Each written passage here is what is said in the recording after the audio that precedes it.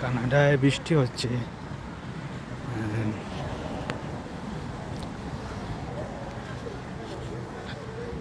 আমি নামাজ পড়ে বাসায় যাচ্ছি।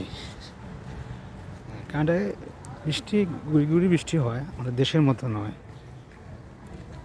তাদের ম্যাক্সিমাম বাড়িঘর এরকমই হয়,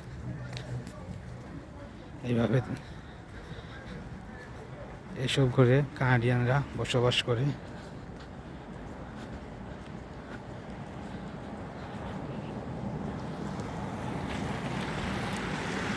আমি যেখানে আছি বর্তমানে, এখানে বাঙালি অনেক আছে।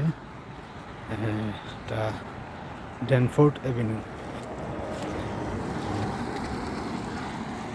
আমাদের কানাডায় এইমাত্র নমাজ শেষে বাসায় যাচ্ছি। তাদের গুড়ি গুড়ি বৃষ্টি।